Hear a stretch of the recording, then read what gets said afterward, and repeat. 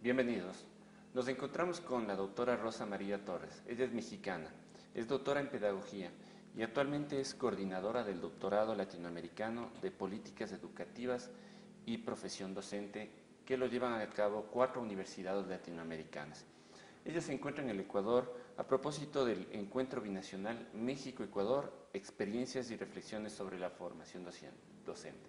Bienvenida. Gracias. Doctora, ¿por qué un encuentro sobre la formación de docentes? Bueno, creo que este encuentro es muy importante. De hecho, es parte de lo que estamos haciendo también en el doctorado latinoamericano. El doctorado está abocado a la profesión docente porque es el tema, creo que es uno de los temas más importantes en este momento. Primero porque en América Latina los profesores son básicos para entender qué está pasando con todo el proceso de formación de los niños, las niñas y los adolescentes, pero también porque en este momento se está reconfigurando la profesión. Ha habido una serie de políticas públicas y políticas educativas de las dos naturalezas que van armando de manera diferente lo que es la práctica docente y de lo que es la profesión. Creo que en este momento estamos llamados todos a debatir esto, qué está pasando con la profesión docente. Ha habido muchos cambios de política, muchos. O sea, en realidad, en un periodo muy corto, se han hecho muchos cambios a nivel de América Latina en prácticamente todos los países, ¿no?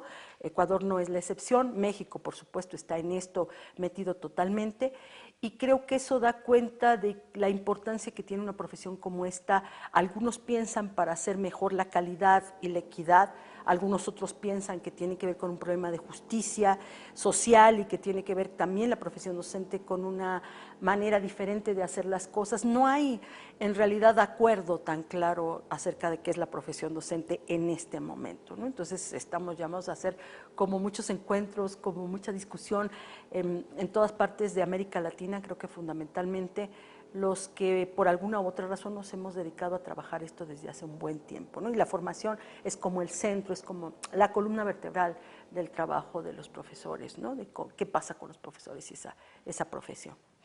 Ya. Para contextualizar, ¿cómo caracterizar a este entorno educativo actual, a los sistemas educativos especialmente en Latinoamérica? Sí, yo creo que los sistemas educativos están replanteándose frente a una lógica que tiene que ver con la mundialización, por un lado, ¿no? La incursión de nuevas agencias que son de todo tipo, que van desde agencias internacionales como puede ser el Banco Mundial, como puede ser la OCDE, o sea, muchas agencias, pero también ante la incursión de ciertos grupos que antes habían incursionado pero no tan directamente, ¿no? Que pueden ser desde empresarios hasta organizaciones de la sociedad civil, hasta cierto tipo de empresas que les interesa realmente incursionar en esto. Esto va cambiando como, diríamos, como el mapa, ¿no?, de los actores y los procesos.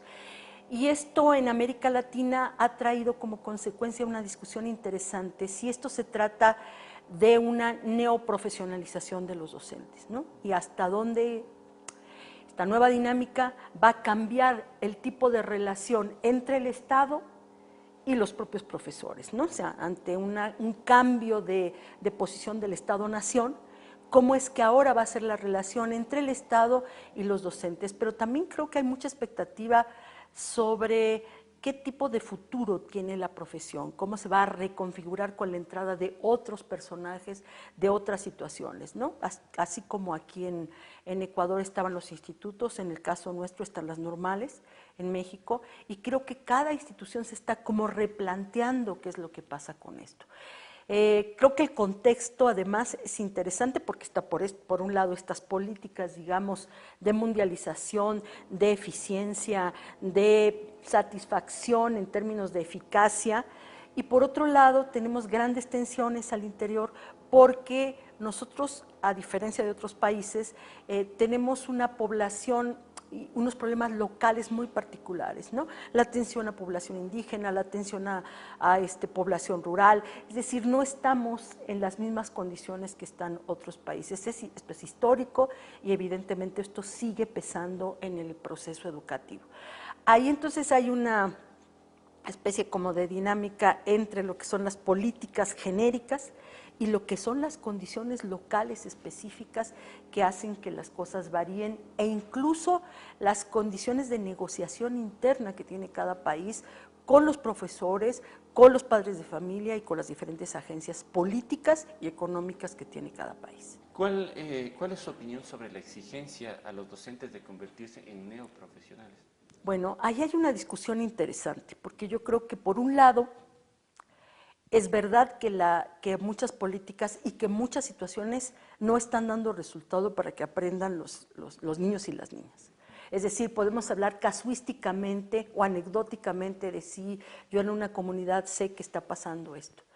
Pero la investigación sí es cierto que está dando cierto nivel de análisis con respecto a qué pasa con la profesión docente.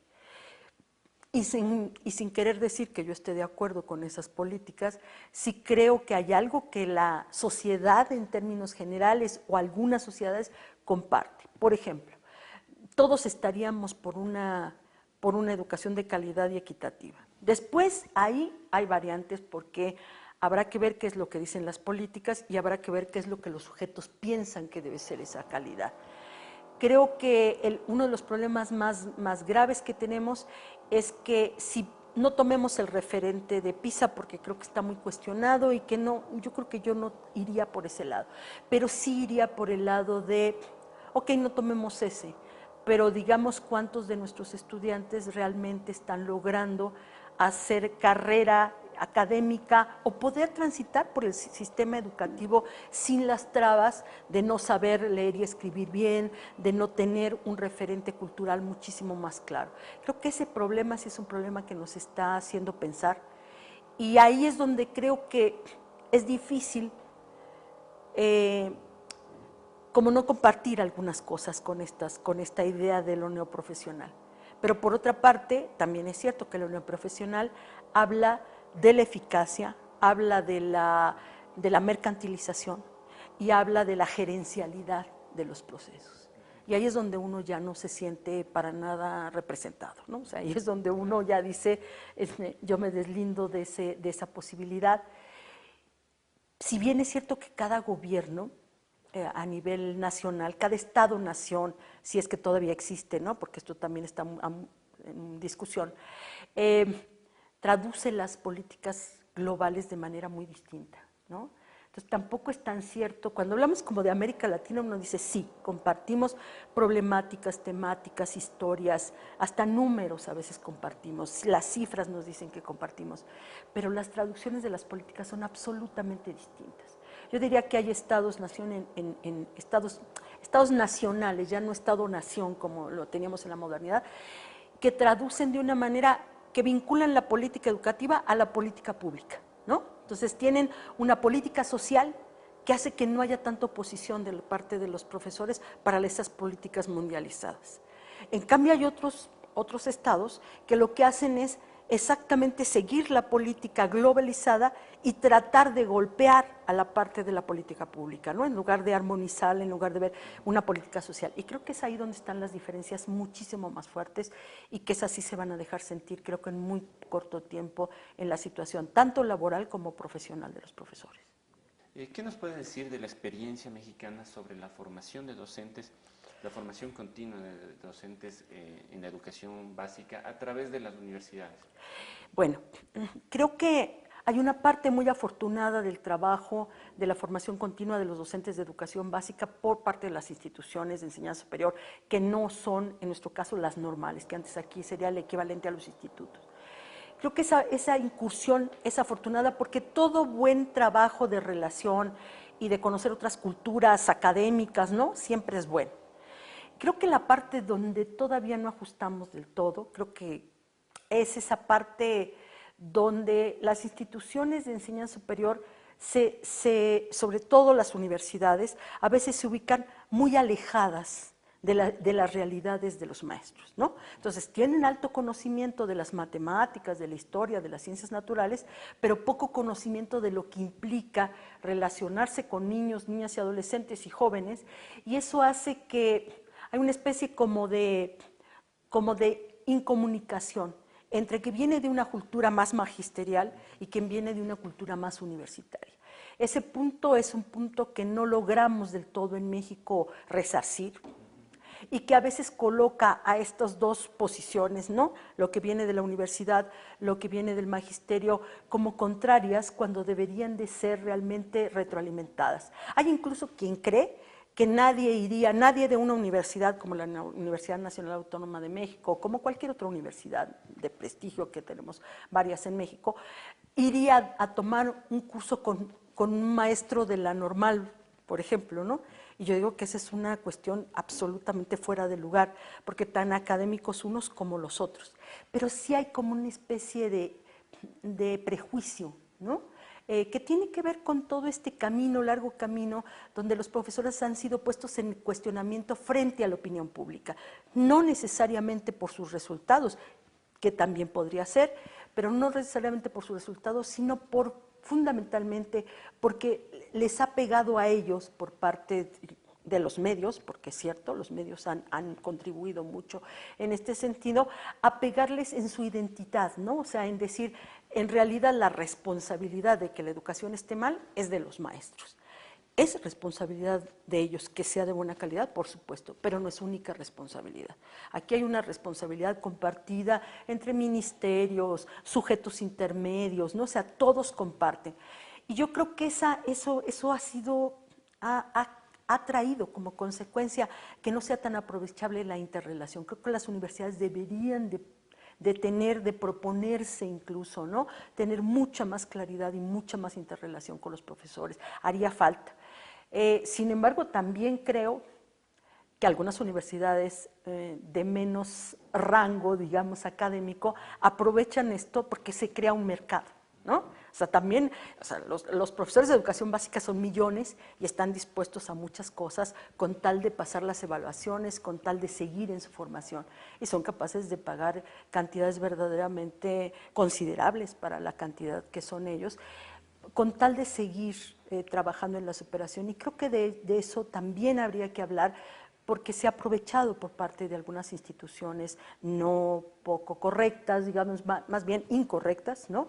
Que están, digamos, creando una oferta que no está adecuada para los profesores. Ahora, que las universidades tienen que seguir incursionando con los profesores, yo no tengo ninguna duda. O sea, las universidades son parte esencial del sistema educativo y por lo tanto tendrían que incursionar en la formación de los profesores hoy, mañana y digamos por siempre, porque somos como culturas hermanas que sin embargo hemos estado separadas bajo esta estratificación y jerarquización que se ha hecho en el sistema educativo, que creo que es totalmente incorrecta. Si hay algo importante en cualquier país, es el trabajo de la educación con los niños y las niñas, ¿no? O sea, eso tendría que ser el principio básico y tendría que ser un principio de todos los que estamos en la acción académica.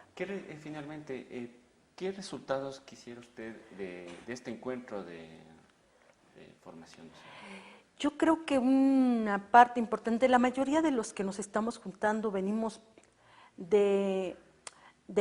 algunos del doctorado, otros que están haciendo investigación. Yo creo que este campo de la formación de los maestros de educación básica está descuidada por la investigación educativa. Creo que sabemos poco en términos de investigación dura, fuerte, ¿no? Que nos diga, miren, está pasando tal cosa. Las organizaciones, las agencias internacionales sí lo han hecho, ¿no? O sea, tienen información fuerte, clara, de lo que ellos creen que debería ser. Nosotros creo que nos está faltando eso, que nos está faltando un tipo de investigación mucho más sistemática, un tipo de trabajo donde pongamos posición, ¿no? Que digamos, esto es lo que nosotros creemos sobre la formación y sobre la práctica docente, pero desde otros lugares distintos, ¿no? Desde otras investigaciones distintas. Y para eso sí se necesita unir fuerzas, ¿no? Unir fuerzas académicas, y este encuentro es importante, porque no solamente es la conjunción de las personas, ¿no? Sino que confluyen los intereses, confluyen, hace como sinergia el tipo de trabajo que podemos hacer en investigación, ¿no? Y hay varios intereses por ahí de ver qué pasa con la reconfiguración, tratando no tanto de comparar, sino como de hacer referente, ¿no? ¿Qué está pasando con Ecuador? ¿Qué está pasando con nosotros? ¿Qué está pasando con Colombia? ¿Qué está pasando con nosotros? ¿No? Para entender más a fondo si nosotros tenemos algún tipo de propuesta más latinoamericana que podría permitir otro tipo de pensamiento. Creo que el pensamiento, este pensamiento del neoprofesionalismo, este pensamiento más gerencial, no nos avasalla por momentos, no podemos ni siquiera pensar. Y para eso necesitamos este tipo de encuentros, para que cada uno vaya viendo qué es lo que es el otro, ¿no? Yo creo que no solamente por la convivencia, sino por la producción de conocimiento, ahí sí sabemos qué son los otros, ¿no? Contra todo lo predicho, nosotros conocemos muy bien incluso la producción anglosajona, ¿no? Eso lo sabemos, francesa, la sabemos, ¿no? Y la producción latinoamericana es como algo que no conocemos del todo, ¿no? O sea, nos acabamos de enterar ahorita en una de las conversaciones que hay un maestro aquí que tiene un libro que se llama Formación de los docentes en el Ecuador, ¿no? Bueno, nosotros no sabemos eso. Y eso es lamentable, porque seguramente también así hay algo en Brasil, y hay algo en Colombia, y hay algo en Argentina, y hay algo en Honduras. Creo que ha llegado el momento de plantearnos seriamente esta situación y yo esperaría que en este foro lo que se perfilara fuera eso, o sea, fuera esa posibilidad de tener una mirada más, insisto yo, latinoamericana. Otros grupos lo han hecho, no somos los primeros ni nada que se le parezca, pero creo que no, aquí nunca sobra nada, al contrario, unir fuerzas es mejor.